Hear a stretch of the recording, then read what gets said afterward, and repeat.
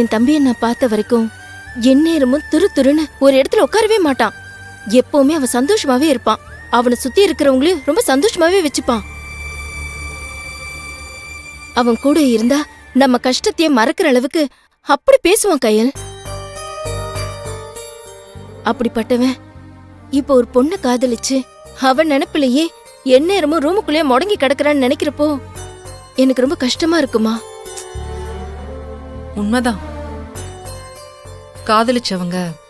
காதலிச்சவங்களோட ஒண்ணு சேர்ந்து வாழ்ந்துடணும்.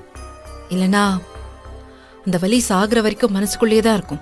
அந்த பொண்ணு யாரு என்னன்னு தெரிஞ்சாலாவது நம்ம எல்லாரும் போய் என் தம்பிக்காக அந்த குடும்பத்துக்கிட்ட பேசி சேர்த்து வைக்க பார்க்கலாம்.